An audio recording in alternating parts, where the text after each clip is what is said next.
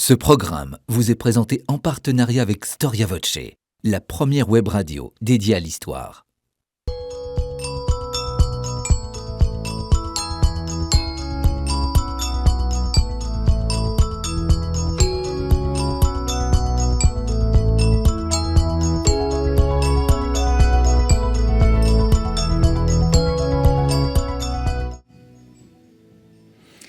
Chers téléspectateurs, bonjour et bienvenue sur le plateau de votre émission Au risque de l'histoire. Au mois de juillet 1593, dans la basilique de Saint-Denis, Henri de Navarre abjurait le calvinisme.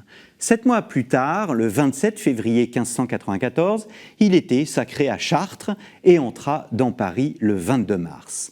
Nous connaissons tous le fameux mot d'Henri IV, visiblement apocryphe, « Paris vaut bien une messe ». Un mot encore utilisé de nos jours afin de signifier qu'un sacrifice permet aussi d'obtenir bien davantage. Dès lors se posent deux questions. Le reniement du calvinisme du bon roi Henri IV était-il un sacrifice? Et si on retourne cette question, est-ce que sa conversion au catholicisme était sincère? L'émission Au risque de l'histoire vous propose de comprendre un des rois les plus fascinants de notre histoire de France. Dans l'incroyable succès d'Henri IV, quelle fut la part des circonstances et la part de son action personnelle? Comment cet homme de génie va-t-il réconcilier les Français? Comment aussi va-t-il exercer son pouvoir et traiter de cette question religieuse et épineuse avec le fameux édit de Nantes? C'est ce que nous allons voir avec Simone Berthière et Jean-Christian Petit-Fils. Simone Berthière, bonjour. Bonjour. Merci d'avoir répondu à notre invitation. C'est moi qui vous remercie de votre invitation. Merci. Donc, vous êtes historienne, auteur de plusieurs ouvrages sur Mazarin, sur Marie-Antoinette, et vous avez publié aux éditions de Fallois cet ouvrage Henri IV, donc, et la Providence, un ouvrage que je souhaitais faire depuis plusieurs mois déjà, qui est sorti au moment où peu après la pandémie. Et donc il est sorti le jour où la librairie ont fermé. Voilà. Eh bien, c'est une bonne, un bon moyen de le mettre en avant. Jean-Christian Petit-Fils, bonjour. Bonjour. Alors, Jean-Christian Petit-Fils, vous terminez une grande série que sont l'ensemble des Bourbons, donc d'Ancien Régime, d'Henri IV jusque Louis XVI, et vous terminez avec le commencement, oui. Henri IV, donc paru dans la collection Biographie des éditions Perrin. Je reste avec vous, Jean-Christian Petit-Fils, rien ne prédisposait, au fond, Henri de Navarre à devenir roi de France. Non, c'était vraiment quelque chose d'improbable, son avènement sur le trône, puisqu'il descend des Capétiens, il descend du 6e fils, Robert de Clermont, fils de Saint-Louis. Il est par ailleurs, il a un côté valois, puisque sa grand-mère était Marguerite de Valois-Angoulême. Mais avant lui, et bien entendu, il y avait d'abord Henri II, qui va mourir dans un tournoi. Ensuite, François II, qui va mourir très jeune. Puis Charles IX, donc les enfants d'Henri II et de Catherine de Médicis. Puis François d'Alençon, duc d'Anjou, ultérieurement. Et enfin, Henri III, qui est assassiné en 1589. Donc, ça faisait beaucoup de princes qui devaient occuper le trône avant lui. Mais malgré tout, il y avait la volonté de sa mère, Jeanne d'Albret, de maintenir cet héritage, et au cas où il pourrait succéder aux Valois.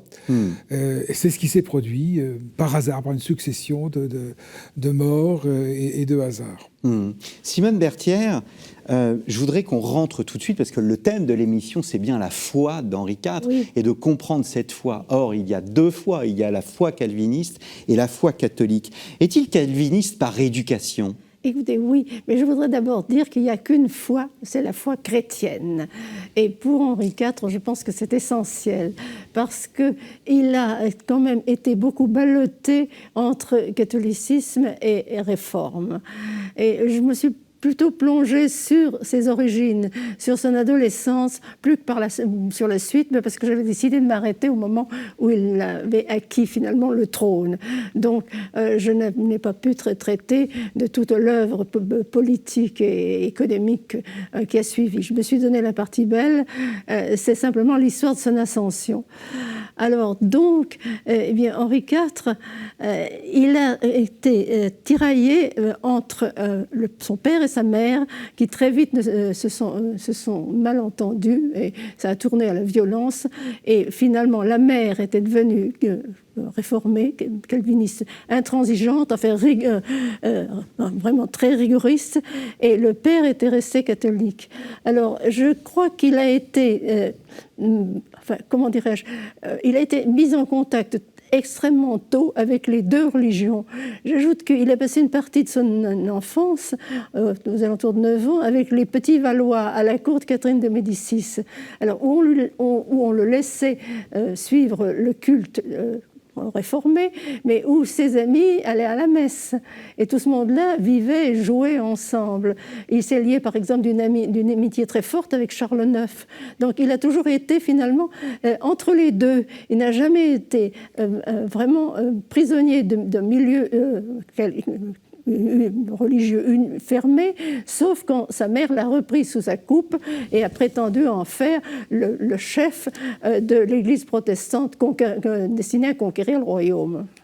Jean-Christian Petit-Fils, vous voulez rajouter quelque chose? Oui, alors la foi d'Henri IV, c'est assez difficile à saisir, parce qu'il y a aussi des éléments politiques qui vont interférer, qui vont ralentir sa conversion. Quel est véritablement le cœur de sa foi? On peut dire qu'il considère que le protestantisme n'est pas une hérésie, mais plutôt un schisme. Et donc, il serait plutôt aujourd'hui œcuménique. En ce sens qu'il considère qu'il n'y a pas de très grosse différence entre catholicisme et calvinisme. Alors, c'est son option. La messe, par exemple, la scène protestante et la messe catholique, pour lui, il n'y a pas de grande différence. Cela étant, il considère malgré tout, il croit en la présence réelle. Ça, il le dira, et il dira qu'il y a toujours cru, donc il n'est pas non plus complètement protestant. Par contre, il doute de la rémanence des saintes espèces, puisqu'il n'aime pas l'adoration du Saint-Sacrement. Par ailleurs, il ne croit pas du tout au purgatoire. Il dira, je veux bien le croire pour faire plaisir aux moines. Mais on sent... Alors, le culte des saints, bien entendu, il penche du côté des protestants. Donc, on voit tirailler. Voilà le cœur de sa foi. Alors, mais après, vont se mêler des considérations politiques, des problèmes de calendrier aussi, très importants. Et puis, au départ, il n'était pas très, très pieux, ni du point de vue calviniste, ni du point de vue catholique. Alors, on va y revenir, bien évidemment, sur ce cœur de foi. Vous disiez que sa mère voulait en faire le chef du parti huguenot. Il devient le chef du parti huguenot, et c'est un chef de guerre. C'est un homme aguerri. Il participe aux guerres de religion. Non, il mène quand même des armées contre les armées du roi. Bon, évidemment. Mais en même temps... comment dirais-je, il n'arrive pas à rompre avec le roi. D'ailleurs, une des recommandations qui lui avait été faite à titre posthume par son père, c'était toujours servir le roi. Et même dans les pires moments de lutte contre le gouvernement, il respecte le roi. Son amitié, par exemple, pour Louis-Charles IX a survécu à toutes les querelles. Et Charles IX était catholique. Ce qui est beau, enfin. Oui, donc il a eu des amitiés transversales et des haines d'ailleurs aussi transversales dès le début. Je pense qu'il n'aimait pas du tout Coligny, tout à fait entre nous. Bon. Donc, au fond, il n'a jamais adhéré à la foi de sa mère. Sa mère était radicalisée, elle était très intransigeante, d'un sectarisme invraisemblable. Enfin, ce qu'elle a affligé au Béarn était terrible. Et Henri IV a toujours pris certaines distances protestance par rapport à sa mère. Et sa mère a toujours douté de sa foi. Elle le répète à plusieurs reprises. Bon, on n'est pas très assuré de sa foi. On lui donne alors des précepteurs, on lui envoie des pasteurs pour le remettre dans la bonne voie. Il faut dire aussi qu'il n'adhère pas très bien à la morale huguenote, qui est d'une austérité rare, alors que lui adore la vie, qu'il aimerait pouvoir courir les femmes, qu'il pouvait jouer au jeu d'argent, etc. Enfin, bref, donc il est en rupture avec la morale protestante. Tout en étant d'ailleurs très soumis à sa mère. Au début, dans sa jeunesse, il a peur de sa mère, il est très influencé par elle. Elle lui envoie des missives constamment, avec des rappels à l'ordre, moraux, et il a été un peu sous sa coupe, mais en même temps, on connaît le personnage. Beaucoup, il était écrasé par elle. Elle le tenait vissé. Quand elle le ramène là-bas en Béarn, après le séjour à la cour de Catherine de Médicis, il faut surtout le rééduquer de A jusqu'à Z dans la foi protestante. Il est insaisissable parce qu'il fuit. Mais oui, il file alors lui file. Lui, il ne la heurte pas de front, il ne peut pas, il n'a aucun pouvoir. C'est elle qui est reine de Navarre, c'est elle qui tient le cordon de la bourse aussi, qui gère l'héritage du père. Bon, lui, il subit et il n'en pense pas moins. Jean-Christian Petit-Fils, on l'a dit, il est le chef du parti huguenot, il participe aux guerres de religion. Comment vivait-il ces guerres de religion? Comment voyait-il cette France déchirée? Vous écrivez, Simone Berthier, il est le vivant miroir des déchirements du siècle. Comment ressentait-il cette division? Alors, il apparaît comme un chef de guerre, en effet, qui se dresse contre le roi. Il va combattre Joyeuse, qui est un des mignons d'Henri III. Il est en même temps avec un sens de l'État qu'il garde toujours. Il a le sens de l'État, mais dans ce jeu politico-religieux de l'époque, il est un chef de faction.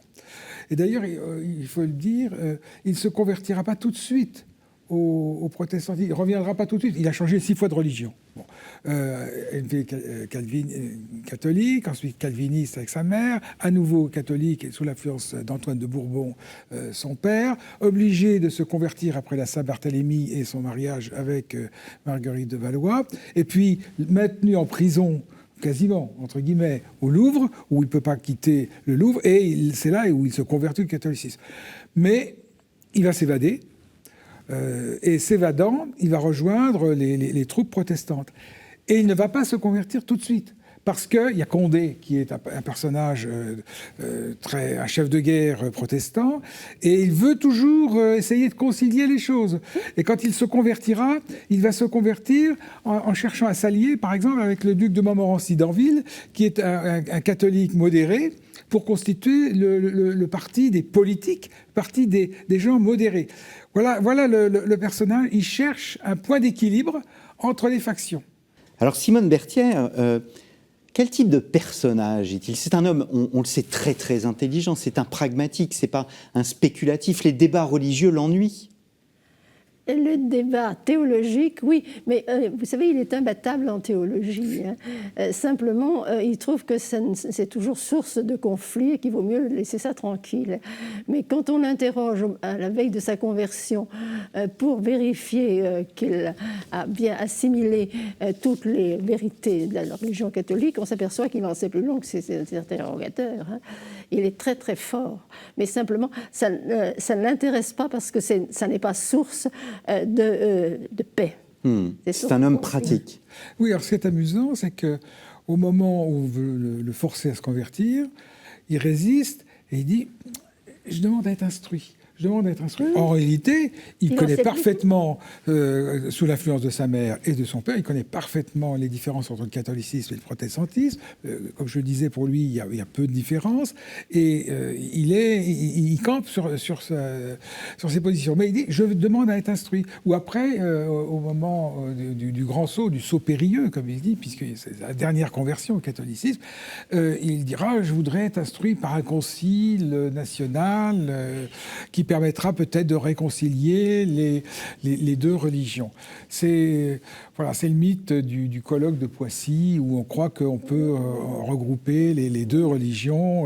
Il suffirait de réunir les bonnes volontés, et puis, alors qu'il y a une déchirure quand même entre le catholicisme et le protestantisme. Il dit ça par politique. Eh bien sûr, c'est du jeu politique. C'est du jeu politique. Il gagne du temps, il est très habile, cet homme. Ah oui. Alors, il est habile. Est-ce que c'est un indécis? Parce que vous soulignez, il s'est converti, il est reparti, il est revenu, il est reparti, il est revenu. Il y a des atermoiements chez Henri IV? Qu'est-ce que vous entendez par Des atermoiements, son indécision, tout simplement. Est-ce que c'est un homme indécis? Écoutez, je ne pense pas qu'il soit indécis, je pense qu'il a des certitudes successives, pas toujours les mêmes. Mais si vous le prenez à un instant donné, il sait très bien ce qu'il veut. Vous voyez ce que je veux dire? Donc, ce n'est pas de l'indécision. Et sur la ligne directrice, alors, il est très clair dès le début. Bon, sa mère lui a mis dans le crâne qu'il avait une mission à remplir. Quand on est aussi intelligent, il est évident que Dieu vous attend beaucoup de vous. Alors, la mission, elle pense que c'est de convertir la France aux calvinistes. Lui pense que c'est de rétablir la paix religieuse par la coexistence des uns des autres. Ça, c'est très important. Très vite. Alors, il estime qu'il a pour mission de rétablir la paix. Et il croit que la providence est pour lui, et il croit surtout, comme d'ailleurs l'implique la foi protestante, qu'il est un agent de Dieu et que Dieu l'a missionné pour rétablir la paix religieuse. Jean-Christian Petit-Fils, homme de guerre, mais aussi homme de paix. Homme de guerre, homme de paix. Alors, il est quand même parfois indécis, notamment en dehors peut-être des convictions religieuses. Il hésite souvent, il est pragmatique. Il gagne une victoire, mais il ne pousse pas au maximum pour écraser l'ennemi. Il y a un côté un peu indécis chez lui. Oui, disons qu'il est pragmatique. Je ne dirais pas indécis, mais pragmatique. Surtout sur toutes ces questions-là. Bon, faut-il y aller, faut-il pas y aller? Ça dépend de l'effet produit. Enfin, et il est vraiment pragmatique. C'est pas de l'indécision. Il dit d'ailleurs, quand j'y peux quelque chose, c'est même à Montaigne qu'il rapporte, quand j'y peux quelque chose, je le fais tout de suite. Mais quand je n'y peux rien, j'attends que ça se résolve tout seul. Et finalement, ça se résout d'ailleurs. Donc c'est ce qu'on appellerait un atermoiement. Oui. Oui, mais pas tout à fait, parce qu'il n'hésite pas. Tout ce qu'il peut, il le fait. Il le fait. Et après, il dit « je ne peux rien ». Il a une certaine forme d'humilité, c'est-à-dire qu'il ne croit pas du tout qu'il a des pouvoirs extraordinaires. Au contraire, il pense que nos pouvoirs sont très limités, d'ailleurs comme nos connaissances, et que donc il faut faire avec, à l'intérieur du domaine qui nous est ouvert, mais ne pas présupposer des desseins de Dieu à l'avance et ne pas s'aventurer sans certitude. Alors, effectivement, de temps en temps, il coupe.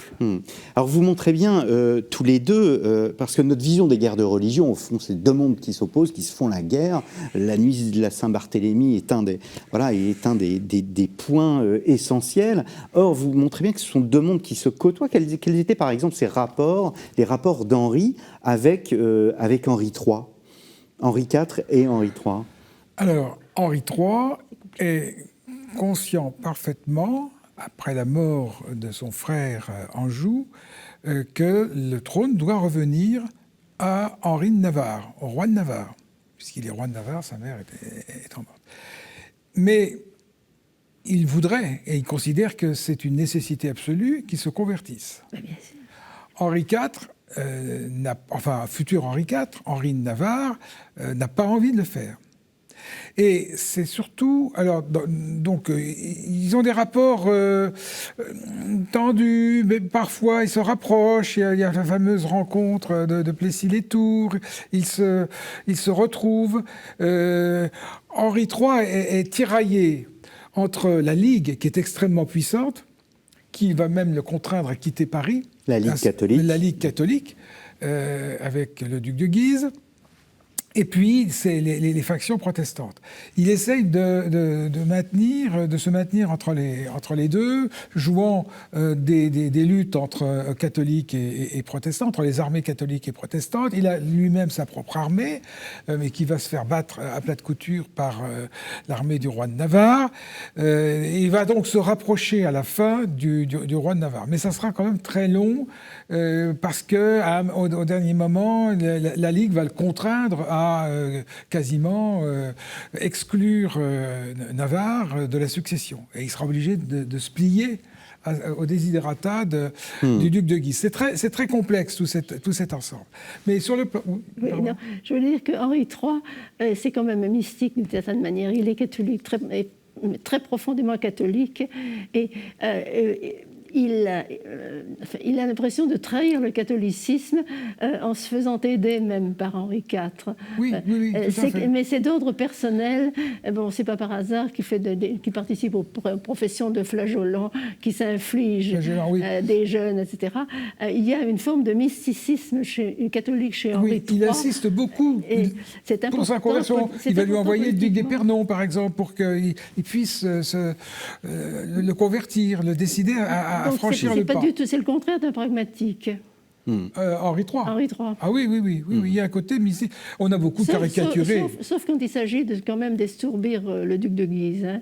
Oui, là, il est d'un pragmatisme extraordinaire. On a beaucoup caricaturé. Oui, alors on a énormément caricaturé la figure d'Henri III avec ses mignons.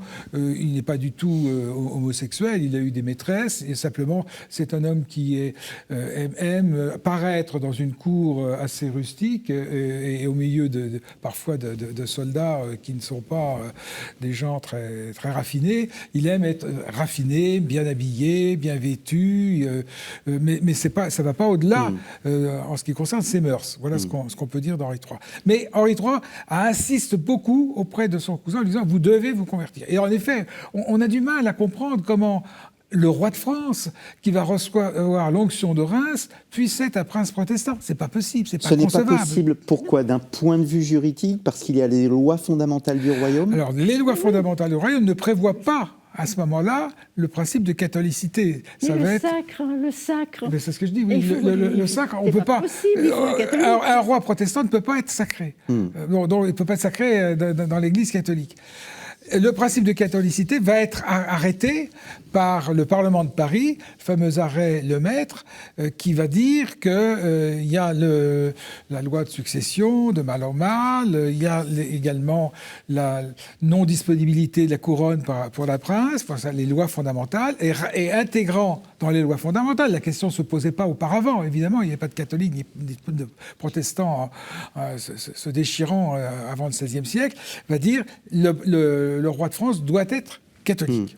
Et ne pas être un prince étranger. Ce qui va exclure Isabelle Claire Eugénie, la fille de Philippe II, que Philippe II poussait énormément aux États généraux qui se tenaient à Paris et qui était prêt d'accepter comme reine de France Isabelle. Alors c'est ça qui est incroyable, c'est que et ce qu'on ne sait pas d'ailleurs, c'est qu'il y a ces États généraux, et ces États généraux qui représentent le royaume, ils sont prêts, en fait, on a affaire à une assemblée élective qui est prête à élire un nouveau roi et à créer une nouvelle dynastie. Exactement. Et tout ça va bien sûr précipiter la conversion d'Henri IV. Ce qui est un point important, moi, que j'ai découvert en regardant l'histoire d'Henri IV, c'est qu'à la mort d'Henri III, les grands vont lui imposer une sorte de charte, de Magna Carta, en quelque sorte, qui va se traduire chez Henri IV par une déclaration solennelle du 4 août 89, dans laquelle il dit « Oui, je me convertirai » au catholicisme, à condition que je sois instruit, toujours la même chose, et puis je confirme toutes les brevets, les charges, les pensions, les gratifications qui, évidemment, reviendront aux grands. Bon, c'est pour calmer les grands. Mais dans son idée, car Henri IV est un roi absolutiste, qui veut donc une monarchie dans laquelle il est les pleins pouvoirs, Henri IV ne va pas se laisser faire. Et c'est là où je vous rejoins sur la notion de providence. Il se dit, moi, mon idée, c'est d'être un roi protestant dans une France catholique. Il n'y a pas de grande différence, et par conséquent, je pourrais m'imposer. Et je vais m'imposer par les armes. Et c'est comme ça que Arques, Ivry, les grandes batailles, fait que Henri IV se dit, bon ben voilà, je suis confirmé par la Providence et je vais pouvoir m'opposer aux grands, notamment au marquis d'O, qui était le surintendant des finances, un des mignons d'Henri III, je vais m'opposer à cette volonté de créer une monarchie limitée. Et par conséquent, il se bat de ce côté-là dans cette idée-là. Et puis, il va buter sur un os, même deux. Il y a le siège de Paris, le siège de Rouen, et là, ça ne va pas. C'est un blocage. Et en effet, les États généraux se réunissent à Paris, sous l'égide de la Ligue, et s'apprêtent à désigner Isabelle comme reine de France. Alors là, Henri IV se dit, bon ben voilà, il faut que je dois me convertir. Voilà. Alors, ce qui pose la question de la sincérité de cette conversion, est-ce que c'est une conversion au fond par nécessité politique? Est-ce que c'est une conversion de cœur ou c'est une conversion entre les deux, Simone Berthière? Il est très difficile de répondre, d'abord parce que personne n'a percé le secret du cœur d'Henri IV à ce moment-là, et il y a des deux en réalité. Bon, il sait très bien que c'est une conversion politique, mais il ne l'aurait pas faite uniquement par politique. Non, je pense, ça c'est autre chose, je pense que pour lui, entre catholicisme et protestantisme, il n'y a pas un fossé, qu'il y a très peu de choses et que... il n'y a presque pas de différence. Il y a des moments où il dit d'ailleurs, j'agis, et il compte justement sur Dieu pour justifier ou non ses choix. J'agis selon ce que je crois la vérité. Mais si je me trompe, eh bien que Dieu me le montre. Et me le montre en faisant échouer mes projets, bien entendu. Et comme ces projets réussissent et que la Providence le sert, que Dieu bénit ses labeurs, etc., c'est au moment où il conquiert le pouvoir. Eh bien, il estime qu'il est dans son droit. Et alors, la question de dogme disparaît là-dedans, et même la question de différence de religion disparaît. Finalement, il se bat pour la paix, et la paix bien, implique catholique et protestant. Je suis sûre qu'au fond, pour lui, c'est quasiment la même chose. Ce sont des chrétiens. Est-ce qu'il n'y a pas aussi une lassitude face à ces guerres qui durent depuis 30 ans maintenant? Est-ce qu'il ne bénéficie pas aussi de cette volonté, de cet esprit pacifique qui règne et qui se développe en France? Oui, c'est le parti des politiques, le parti modéré qui essaye de faire prévaloir une idée de réconciliation nationale. Et donc, il va soutenir Henri IV? Bien entendu, Henri va être je crois que Mais après sa conversion, il faut quand même bien dire une chose, c'est qu'il est devenu très catholique, qu'il est devenu le roi très chrétien, qu'il a reçu l'onction à Chartres, puisqu'il ne pouvait pas la recevoir à Reims. On va y venir. Vous anticipez, Jean-Christian. Vous anticipez. Je reste sur le... Comment ? La conversion. Oui, sur cette conversion, il y a aussi la division des adversaires, les ligueurs qui au fond se déchirent eux-mêmes. Pour la conversion, ce qui est important pour lui, c'est qu'il ne peut pas se convertir par intérêt, enfin donner l'impression qu'il se convertit par intérêt politique. Donc il est obligé, à ses yeux, de gagner la guerre d'abord, c'est-à-dire d'être vraiment le roi, d'être reconnu, d'avoir le pouvoir en main et se convertir après. Oui, mais il échoue. Parce que c'est le seul moyen que sa conversion, le siège de Paris est un échec. Le siège de Paris est un échec. Oui, alors justement, c'est une des raisons pour lesquelles il remet indéfiniment sa conversion. Enfin, il y a des problèmes, ça traîne. C'est pas du tout parce qu'il répugne à se convertir, c'est parce que justement, il n'a pas d'abord la solidité politique qu'il voulait avoir avant la conversion. Jean-Christian Vosifis, vous parlez d'une intégration dans le catholicisme, je cite, par la porte étroite du gallicanisme. Et c'est vrai qu'on a tendance là aussi à ne pas le voir. La question gallicane, d'abord, qu'est-ce qu'être gallican qu'entendez-vous par le fait qu'il intègre le catholicisme par cette porte étroite du gallicanisme? Alors, parce que cette conversion va se faire par l'intermédiaire de prélats français qui vont essayer de convertir le roi, qui est excommunié. Il a été excommunié en 1584 par le pape Sixte Quint.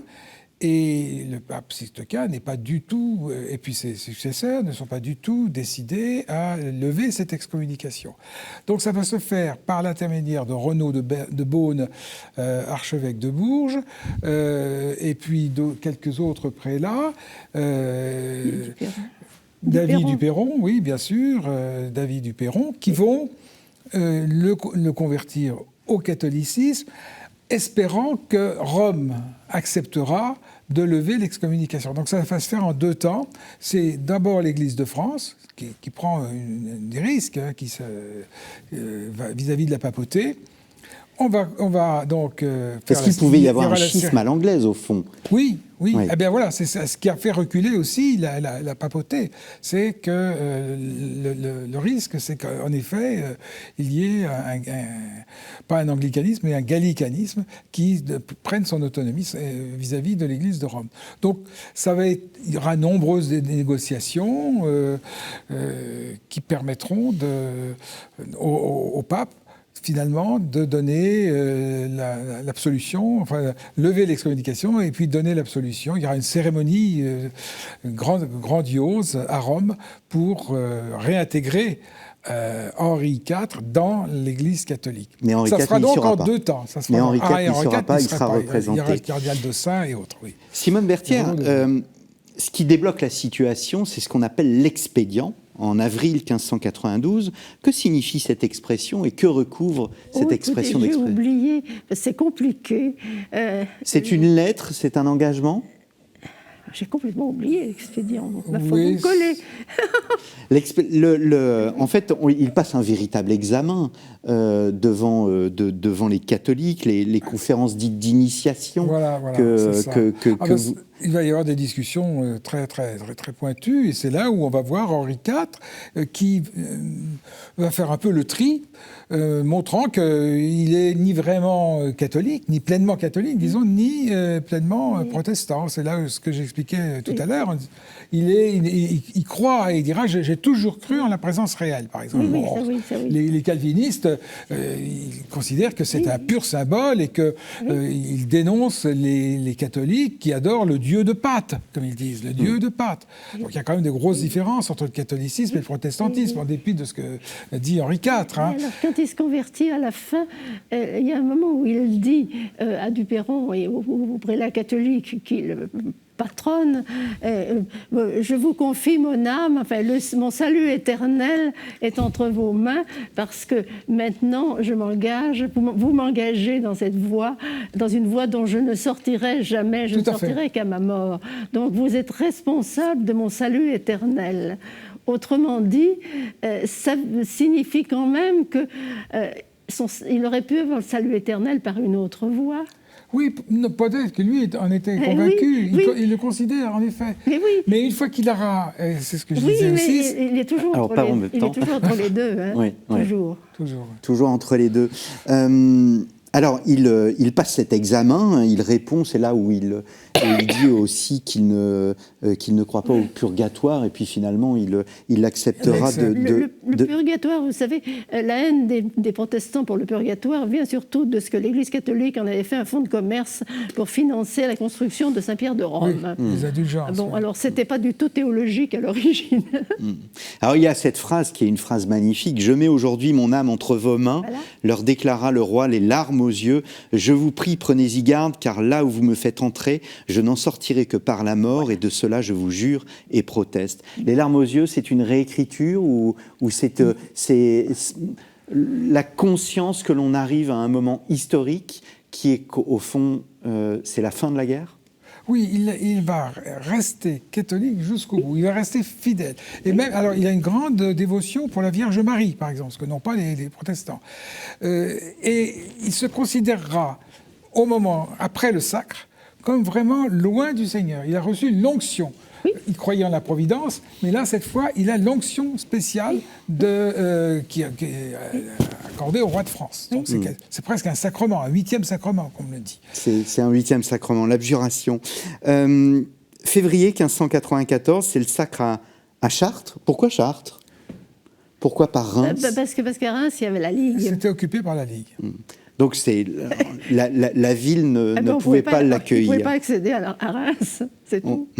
Et alors que le pape... Il va aussi guérir les écrouelles aussitôt. Ouais. Il reçoit l'onction et il guérit les écrouelles, donc les scrofuleux qui sont atteints de tuberculose. Et comme le roi, c'est le miracle, le fameux miracle capétien.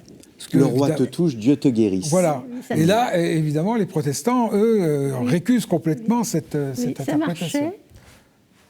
Ça marchait le toucher des épreuves. Eh ben, c'est ce qu'on a des procès-verbaux de guérison en quantité, y compris jusqu'à sous Louis XVI. Alors je vous cite encore Jean-Christian Petit-Fils, le sacre. Et en fait, c'est ce qui ressort à la fois de votre ouvrage Jean-Christian Petit-Fils et Simone Berthière. Le sacre, c'est aussi un moment politique, c'est pas simplement un moment religieux. Derrière la beauté et la solennité de ce décorum se trouvait exaltée la puissance symbolique et la valeur liturgique unissant les deux pouvoirs, sacerdotal et temporel. Plus que tout autre, dites-vous, Henri, vis-à-vis du peuple catholique, avait un besoin essentiel de s'imprégner de la spiritualité presque magique du sacre. Là aussi, il y a une conversion dans ce moment de solennité. Il intègre parfaitement le catholicisme et en même temps, il revêt les vêtements du roi très chrétien, du très chrétien. Et il se considère comme le très chrétien. Et à tel point qu'il le dira, mais ça j'anticipe encore peut-être un peu, il dira qu'il fera rentrer dans le giron de l'Église ses anciens coreligionnaires. Pas par la force, par la conviction qu'il y arrivera, il y parviendra. Il y a le symbole du blanc aussi. Ralliez-vous à mon panache blanc, et je vous montrais bien que ce n'est pas au moment du sacre, mais au moment de l'abjuration. Le blanc, c'est la couleur des catéchumènes. Oui, c'était toujours l'écharpe blanche, c'était toujours lui, même pendant les guerres de religion. Oui, c'est ça, à la bataille d'Ivry, on a dit, le panache blanc, mais là, il y a une certaine... Non, mais surtout, il a mis en place quand même toutes les institutions catholiques et la contre-réforme, il l'a lancé. Voilà, c'est ça, absolument. Et il a rappelé les jésuites qui avaient été expulsés à la suite de l'attentat de Jean Châtel. Il y a eu une vingtaine d'attentats contre lui, et le dernier a été bien sûr fatal. Oui. Mais le Parlement de Paris expulse les jésuites et il les rappelle. Et il va demander à ce que son cœur soit transféré. On n'a pas parlé des l'édit de Nantes. On va y arriver. Un dernier mot quand même, parce que je le citais en introduction. Paris vaut bien une messe. C'est un apocryphe? Ah oui, mais disons que... Effectivement, l'entrée dans Paris a été conditionnée par l'abjuration, la conversion. Alors, restons justement et venons-en à l'édit de Nantes. Il y a cette idée de tolérance. On parle de l'édit de Nantes de 1598 comme un édit de tolérance, mais la tolérance du XVIe siècle, c'est absolument pas notre tolérance. Oui, ça consiste à tolérer l'autre, mais ils sont deux, catholiques et protestants, mais on ne tolère pas le reste. Donc ça n'a pas grand-chose à voir avec une certaine ouverture. C'est simplement, l'édit de Nantes sanctionne la coexistence de deux religions. Seulement, ce qui est très important, c'est que en admettant que dans la France, maintenant, il y a deux religions, ce qui est tout à fait exceptionnel. Dans tous les États d'Europe, les peuples suivaient la religion de leur prince. Alors, accepter deux religions, c'était tout de même une exception capitale. Et ça veut dire que la charge de sacré qui est liée aux différents cultes ne suffit pas comme marqueur d'identité pour les Français. Donc, qu'est-ce qui va remplacer où le sacré va se déplacer et il va quitter les domaines religieux pour se poser sur la personne du roi. C'est le roi qui est sacré, c'est le roi qui est droit de droit divin, c'est le roi qui va représenter Dieu sur la terre. Enfin, vous avez toute la théorie de la monarchie de droit divin qui est inscrite s'inscrite finalement dans ce déplacement du sacré qui est lié à la coexistence de deux cultes séparés. Alors je reste sur l'édit de Nantes, on reviendra sur la question de l'absolutisme. L'édit de Nantes, Jean-Christian Petit-Fils, le mot de tolérance n'apparaît pas dans l'édit de Nantes. Que décide l'édit de Nantes ? La tolérance, c'est une notion moderne. Et on peut dire qu'Henri IV était tolérant, lui, au sens moderne actuel. On tolère quelqu'un, on tolère quelque mais chose. Mais tolérer, c'est supporter. On supporte qu'il puisse y avoir d'autres... Donc c'est pas du tout le vivre ensemble, comme on rebat les oreilles, c'est pas du tout la tolérance moderne, c'est simplement un édit qui arrête, qui fige les positions. Comme l'édit de Saint-Germain de 1570. Il est droit des pâquerettes. Si vous lisez l'édit de Nantes, vous vous apercevez qu'en dehors du préambule qui fait un paragraphe, vous avez la liste de toutes les circonstances où catholiques et protestants sont invités à ne pas se marcher sur les pieds. Donc c'est un compromis provisoire ? Bien sûr. Et qui se dit provisoire. Et il est scellé du sceau de cire brune, qui est un sceau provisoire, et non pas du sceau de cire verte, qui est un sceau définitif. Donc ça montre bien que c'est un édit provisoire. Oui, mais c'est inscrit dans le préambule que c'est provisoire et révisable. C'est provisoire et révisable.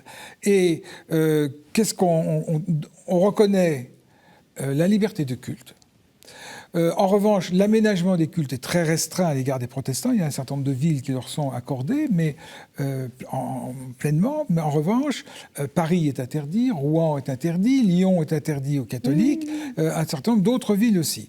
Et surtout, dans les brevets et les annexes, là, il est prévu qu'il y aurait 150 lieux de sûreté, dont 51 places de sûreté, donc places de guerre entourées de remparts, avec un entretien d'une garnison aux frais du roi, d'une garnison protestante aux frais du roi. Donc ce qui instaure un État dans l'État.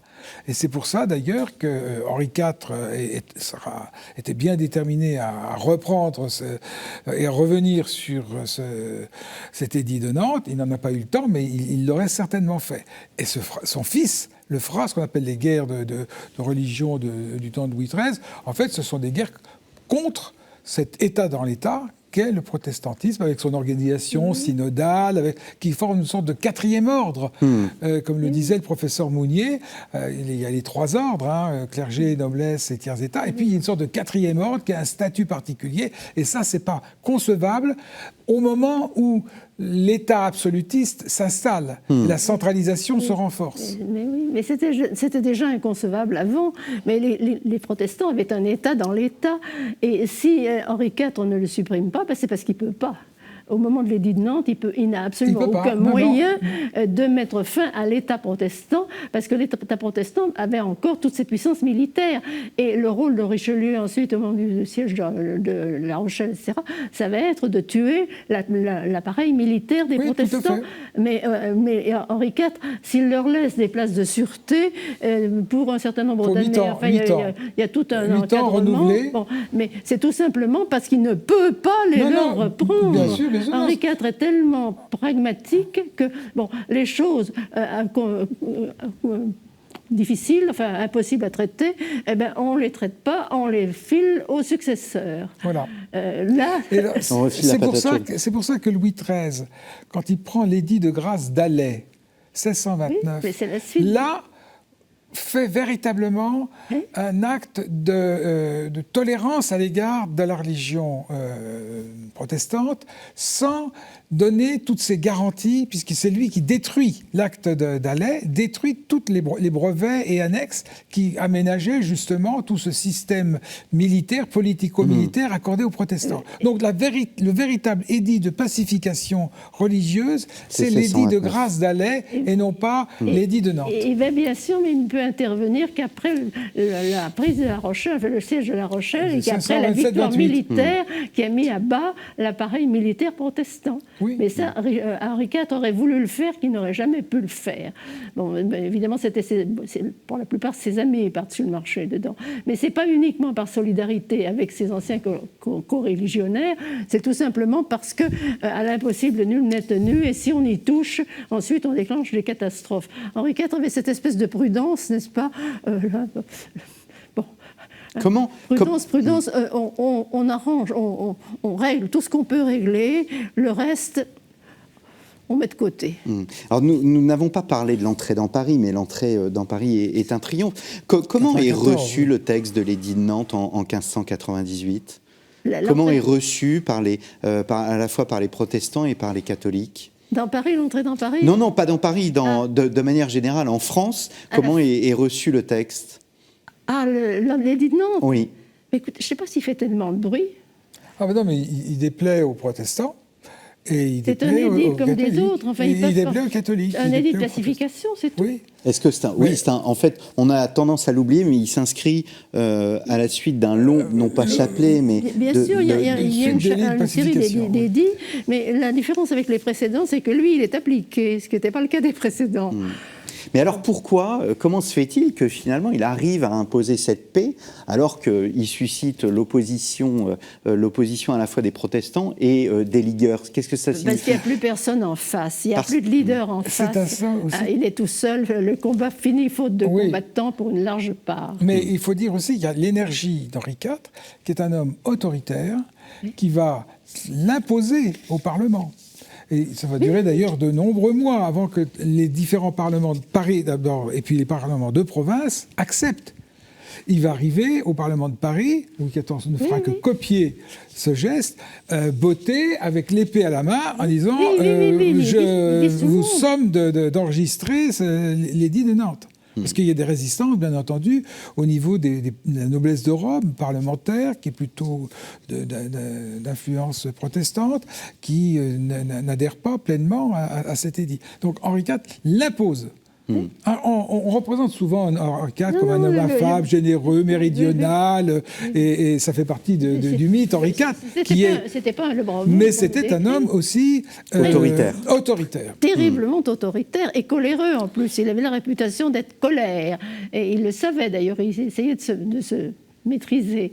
Mais il était très, très, très plus autoritaire que Louis XIV. Plus autoritaire que Louis XIV. Et alors ça a été une des grandes découvertes dans la préparation de cette émission, et vous en parliez tout à l'heure, c'est qu'il est à l'origine de cette idée d'absolutisme.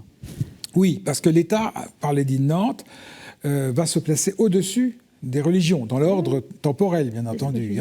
Donc, de ce fait, eh bien, il va, vous l'avez dit, il va donner un statut particulier à cet État. Alors, c'est pas la laïcité, mais c'est déjà une petite amorce d'une évolution. C'est la victoire du politique sur le religieux. Sur le religieux, tout à fait. Et ça, c'est donc la monarchie va, à partir de ce moment-là, se transformer. Bien entendu, dans la tradition monarchique, le roi est toujours absolu, c'est-à-dire qu'il ne dépend que de lui-même et de Dieu. De Dieu, bien sûr, mais il n'a aucune autorité qui peut le contrôler. Il peut avoir des conseils, mais il ne dépend de personne. Donc ça, c'est un absolutisme théorique. Et tous les théoriciens de la monarchie au Moyen-Âge ont déjà énoncé ça. En revanche, ce qui apparaît au début du XVIIe siècle, c'est un absolutisme pratique, c'est-à-dire que l'État centralise cette fois les provinces, va mettre du temps de Richelieu des intendants, va mettre des gouverneurs, va essayer de rassembler. Tout ça avec aussi, on le voit, les développements, des progrès économiques, des chemins et des routes qui sont mieux aménagées, mieux organisées. Donc c'est ça, l'absolutisme moderne qui va caractériser tous les Bourbons de l'Ancien Régime, c'est cet absolutisme qui va se battre constamment contre les grands qui ne pensent qu'à une chose, c'est récupérer leur pouvoir et reconstituer une sorte de féodalité, de néo-féodalité. Alors on arrive au terme de cette émission, il reste 3 minutes. Quelle fut dans son succès la part des circonstances et la part de son action personnelle? On a envie de répondre les deux. C'est le sujet de mon livre, je ne peux pas en dire davantage. Je pense qu'il y a de l'un et de l'autre, et je pense que la Providence a pris soin de le former, de le manipuler. Elle l'a mis dans des situations tellement impossibles, il les a toutes expérimentées, et finalement, je pense qu'il a vécu dans sa chair tout ce que ces sujets ont vécu pendant 30 ans, il a tout connu, ce qui lui permet quand même de parler aux gens en connaissance de cause et de compatir à leur malheur, et ça, je crois que ça a servi à son succès. Jean-Christian Petit-Fils, le mot de la fin. Henri IV est un génie politique. Il n'aurait pas été un génie politique qui n'aurait jamais pu accomplir ce qu'il a accompli. Eh bien, merci beaucoup à tous les deux d'être venus sur notre plateau. Je rappelle, je donne les références de vos ouvrages. Donc, Henri IV, Jean-Christian Petit-Fils, un ouvrage paru aux éditions Perrin. C'est chez ce même éditeur que vous avez publié le Louis XIII, le Louis XIV, le Louis XV et le Louis XVI, qui sont toujours vendus et disponibles aujourd'hui. Donc, n'hésitez pas à acheter cette biographie et l'autre biographie. C'est plus modeste comme ampleur. Je n'ai pas traité de l'œuvre politique, économique et sociale d'Henri IV. C'est simplement le problème de son ascension, des clés de son ascension, des clés de son succès que j'ai cherché à examiner. Donc, et finalement, j'aime beaucoup Henri IV et j'ai eu beaucoup de plaisir à l'écrire. Simone Berthière, donc Henri IV et la Providence, un livre paru aux éditions de Fallois. Il me reste à vous remercier, chers téléspectateurs, pour votre fidélité. N'hésitez pas à vous rendre sur KTO TV dans nos archives de l'émission Risque de l'Histoire. Nous avons parlé bien évidemment des guerres de religion. Eh bien, j'ai reçu Hugues Dossy et Jérémy Foa sur les guerres de religion et sur la fameuse nuit de la Saint-Barthélemy. Voilà, j'y arrive. Et n'hésitez pas aussi à vous rendre sur storiavoce.com. Il y a toute une série sur les guerres de religion. Je vous remercie encore et je vous donne rendez-vous dans 2 semaines pour un nouveau numéro de l'émission Au risque de l'Histoire. Merci.